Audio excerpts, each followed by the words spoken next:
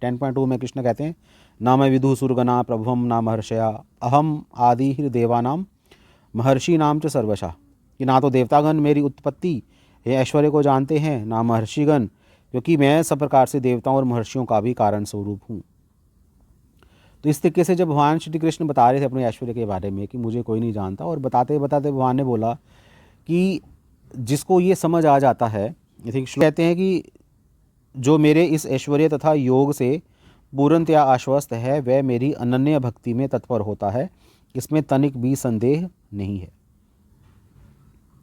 तो अगर जितना ज़्यादा एक भक्त भगवान के ऐश्वर्य में जाता है या जितना ज़्यादा जानता है भगवान का ऐश्वर्य, वो उतना ही ज़्यादा भगवान की अनन्य भक्ति में तत्पर हो जाता है, कि उसको समझ आ जाता है कि अनन्य भक्ति होती क्या है, अनन्य भक्ति कैसे करनी है, और भगवान कौन है एग्जैक्टली इसको ये समझ आ जाता है।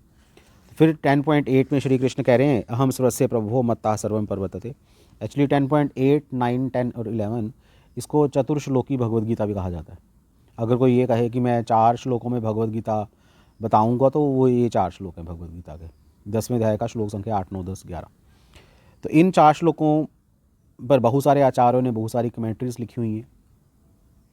सो खैर ये क्या है श्लोक, तो श्री कृष्ण कह रहे हैं 8वें श्लोक में कि मैं सबका प्रभु हूँ, सब कुछ मुझसे ही प्रकट हो रहा है, मत्तः सर्वम प्रवर्तते, और सब कुछ मुझसे ही चलायमान हो रहा है, सब कुछ मैं ही जो जब हम कहते हैं ना कि अगर साइंटिफिक लैंग्वेज में बात करो, जो इनिशियल फोर्स जिससे संसार हुआ है, प्रकट हुआ है, जो जिससे संसार बना है, वो संसार बना कैसे है, वो भगवान कह रहे हैं कि वो संसार मैंने बनाया है, वो इनिशियल फोर्स जो थी वो मैंने लगाई है।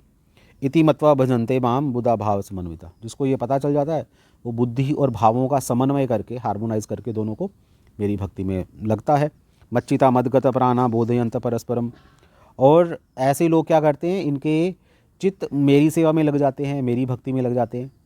मदगतः प्राणा, मैं उनका प्राण बन जाता हूँ, वो सब कुछ मेरे लिए ही करते हैं।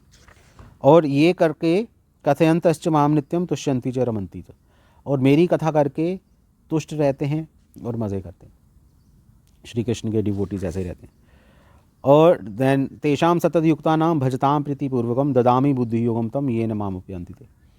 और जो भक्त ऐसा सतत भक्ति करते हैं, भगवान का भजन कीर्तन करते हैं, तो उनको श्री कृष्ण खुद बुद्धि योग देते हैं, इंटेलिजेंस देते हैं। ये वही बुद्धि योग है जिसकी चर्चा हमने अध्याय 2 में की थी। इंटेलिजेंस फिर श्री कृष्ण देंगे। अगर आप कर्म योग करना चाहते हो तो ठीक है, अगर आप कर्म योग के रास्ते से नहीं जाना चाहते, अगर आप भक्ति योग के रास्ते से जाओगे, फिर कृष्ण खुद ददामी बुद्धि योगम तुम, कृष्ण खुद उनको बुद्धि योग, खुद उनको इंटेलिजेंस देते हैं जिससे वो भगवान को प्राप्त कर सकें। और तेषाम एवं अनुकंपार्थ अहम ज्ञानम जमतमः नाश्यामि आत्मभावस्तु ज्ञान दीपेन भास्वत। और जिन लोगों को भगवान बुद्धि योग देते हैं, कहने का मतलब ये है कि भगवान उनके हृदय में ज्ञान का दीपक प्रज्वलित कर देते हैं। उनको एक एक चीज़, कृष्ण क्या है, माया क्या है, संसार क्या है, सारे फिनोमिनास, सारी जो थ्योरीज हैं, प्रैक्टिकली उसको सारी समझ आ जाती है। तो फिर वो ऑटोमेटिकली भगवान की भक्ति में अपने आप को एंगेज कर लेता है। तो ये सुनने के बाद अर्जुन ने क्या बोला, अर्जुन कह रहा है कि परम ब्रह्म परम धाम पितरम परमम भगवान। पहले भगवान अपना गुणगान कर रहे थे, भगवान अपना ऐश्वर्य बता रहे थे, अब अर्जुन ने भी भगवान का ऐश्वर्य बताना शुरू कर दिया। अर्जुन ने भी भगवान को एक्सेप्ट कर लिया है कि श्री कृष्ण ही पर ब्रह्म है। अर्जुन रेफरेंस भी दे रहा है, नारद असितो देवल व्यासः, कि असित, देवल, नारद, बड़े बड़े ऋषि मुनि आपको इसी रूप में जानते हैं, और ये आपकी ही कृपा है कि आप अपना ये रूप मुझे बता रहे हैं, अपना ऐश्वर्य मुझे बता रहे हैं। तो इस तरीके से अगर आप आगे पढ़ोगे तो भगवान का ऐश्वर्य चलता चलता 11वें अध्याय में भी भगवान का ऐश्वर्य ही बताया जा रहा है। पर उसमें अर्जुन ने प्रश्न पूछा था कि कृष्ण, मैं प्रैक्टिकली देखना चाहता हूँ कि आप इस संसार को चलाते कैसे। जैसे आप किसी कंट्रोल रूम में बैठे हो तो पूरा आप कैसे कंट्रोल करते हो, पूरी मैनेजमेंट कैसे करते हो। अगर आप देखना चाहो तो अर्जुन भी यही कह रहा है कि भगवान, मैं आपकी सारी मैनेजमेंट देखना चाहता हूँ कि कैसे आप पर्सनली इन सब चीज़ों को हैंडल करते हो। तो पूरा 11वां अध्याय भगवान का जो विराट रूप है इसी की चर्चा कर रहे हैं। तो पर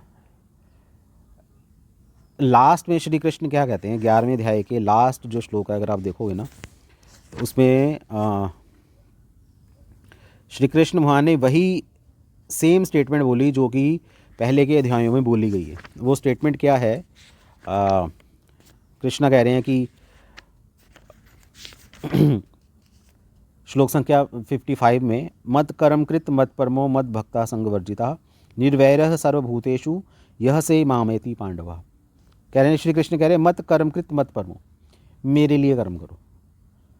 यही भगवान श्री कृष्ण दूसरे अध्याय में भी यही कह रहे हैं, तीसरे में, चौथे में, पाँचवें में, छवें, 7, 8, 9, 10, 11, तो यही चलता जा रहा है कि मेरे लिए कर्म करो, मेरे लिए कर्म करो, मेरे लिए कर्म करो। तो श्री कृष्ण बार बार इसी पॉइंट के ऊपर फोर्स कर रहे हैं। अपना सारा ऐश्वर्य बताने पर भी भगवान कह रहे हैं कि ठीक है, अब तुम्हें अगर पता चल ही चुका है कि मैं कौन हूँ, मैं क्या चाहता हूँ, तो क्यों ना तुम मेरे लिए कर्म करो।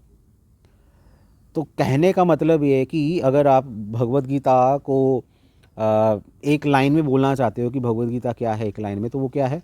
कृष्ण के लिए कर्म करना।